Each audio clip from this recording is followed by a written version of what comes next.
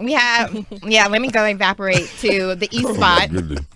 Today on the East Spot, we are going behind the camera again with Mr. Greg Brown. He graduated from the North Carolina School of Arts here in North Carolina. Oh, my God. In 1983, funny enough.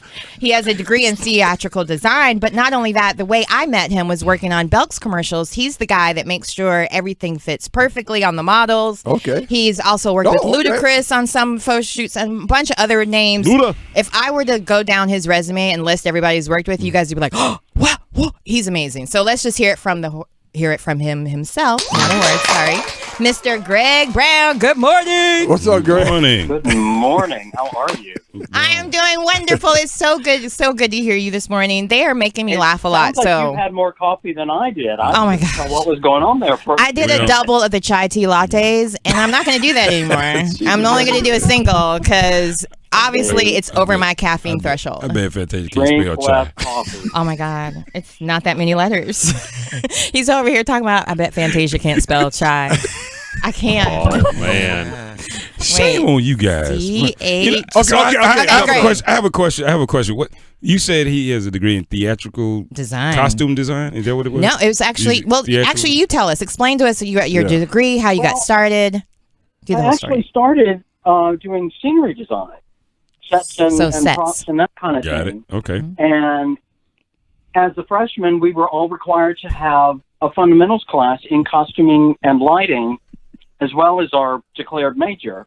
And I had started when I was young. I came up in a time when we all embroidered our shirts and jeans and things. And so my mom taught me to do embroidery, and then she taught me to cut out dresses and shirts and things for her to sew because she hated the cutting out part. So I was kind of familiar with working with fabric and thread and all that a little bit. And when I started in the costuming classes, I really enjoyed that as well. And I was, at the time, the only person taking both major courses. And it wasn't until like maybe 5 years ago it even occurred to me that I almost finished 2 degrees in 4 years. All I was lacking was the senior level. How many degrees you say? And nobody said, if you stay another year, you'll have everything we've got to give you. Okay. And so I just went ahead and graduated and started working, which I was ready to do. I was tired of school at that point. But, weren't we all? I think everybody's that way at the end of college. There are people that go on right to graduate school, but I think most people, by the time they've done, their 12 years of high school and 4 years of college, they're just ready to go out and do something outside of a classroom. So I can understand that. Now, you've worked on several different campaigns as well as you've worked on HBO, Showtime, but you also worked with a lot of athletes. Can you tell us some of your stories, like with Michael Phelps, for example? Oh, no. I didn't work with Michael. I used him as an example of that photographer's work. Oh, I'm sorry. I misread that. I had worked with Jim Fiskus, who shoots for Showtime and HBO, like all of those pictures of Dexter and Nurse Jackie and the Borgias, all of those images are his. And I was working with him right before he blew up and got famous. Oh, wow. And that's where the shot from Ludacris comes from. We shot that for The Source magazine. And I'm trying to think. I think that's probably the only famous person I worked with. With Ludacris? With Jim. Oh, okay. Yeah, with Ludacris. Yeah, we did it was a wonderful layout of, it was supposed to be like a 1940s Dust Bowl carnival in the Midwest. Yeah, I posted on my Instagram if you guys want to check it out. It's like a circus looking thing, but we're here today on the East Spot. We're talking with Greg Brown, who's a wardrobe stylist and also has his own design as well with Cecil and Ezra. And you've also worked with Jennifer Lawrence as well, though. I did. Yeah, for the shoot for Dior. Correct. Yeah, can you tell us about that? Well, she was here in town shooting the Hunger Games. Right. And, that was filmed here in North Carolina.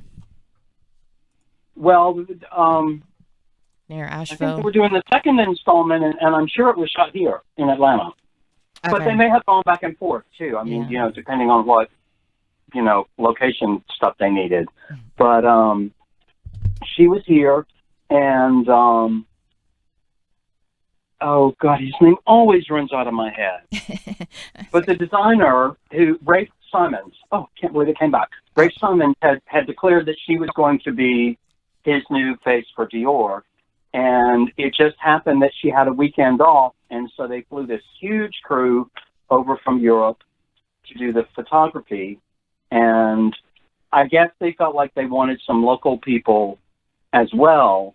And so there were a handful of us that were in the studio working. And they also gave her, it was like because everybody was there all at once, they gave her this gorgeous red overcoat. Oh, wow. And they were doing like the final fitting on it. So they had sent a fitter down from the New York Dior store, and she fitted on her. And then I guess she took it back to New York to finish up all of the final alterations. But I was responsible for getting all of the clothes ready for the photographs. So those were all used internationally. And it was interesting to me because there were photographs that were shot for American and Europe campaigns, and then shots that were made for more conservative countries and how they would be able to view and use those images there. So it was just kind of interesting, and they would say, okay, and this is the shot for Morocco. And, it was one of those things when you get to work on different projects, you learn new stuff all the time, which is, to me, very exciting. Yeah, it was there. So the voice that you're listening to is Greg Brown. He's a wardrobe stylist. Has worked on several different campaigns as in other celebrities like Katherine Heigl, Ludacris, Big Boy, Jermaine Dupri, Olivia Munn, Lauren Cohan, and you've done work all over Atlanta and also with a lot of other different campaigns. Is there anything else you can share with us about working as a wardrobe stylist? Different things, because we're almost running out of time, and I don't want to make sure you get that chance in, and also tell us your social media as well, so they can keep up with you and find how they can get your designs as well. Well, I'm on Instagram, and I also have a small Etsy store that I keep trying to upload new things to, but work always keeps me from that, it seems. It's great to have. It's nice to be I have a lot of personal clients, and so I get to do a lot of that. And I'm about to start working with a photographer here in town who does these great big elaborate productions, and so she's decided that we're going to work together. I'm going to create costumes and drape fabric and things for her images as well. So nice. Very like David LaChapelle sort of style, just totally out there. All right, so now just one more time, tell us what your social media at Greg Brown. Not at Greg Brown, at Cecil Ezra. Can you spell it out? Cecil and Ezra. Those are my grandfather's names. And I just kind of liked it because it was sort of an homage to them, and they're old-fashioned names, and I kind of do things in a slow, methodical way, and I'm not about quick and dirty and make it, just churn out a bunch of stuff and sell it. I really am very particular about things. And most pieces I won't make a lot of copies of. A lot of things are one-offs. A lot of what I do, there might be 3 or 4 of something, but I really consider myself more of an artist with fabric and less of a manufacturer, design, or anything else. I'm not here to make a lot of anything. I don't want to be Calvin Klein. Right. Not that Calvin is a bad thing, but I'm not interested in everyone wearing what I've got. But it is very exciting to walk around, and I remember being in a nightclub once and seeing a shirt that somebody had bought that I put up in a store to sell. All right. Well, consignment. Thank you again so much for coming on today. We actually have to go. So it was so nice talking to you. Thanks again for stopping by. And again, that was Greg Brown with Cecil and Ezra. And you can find out more about him on my Facebook page.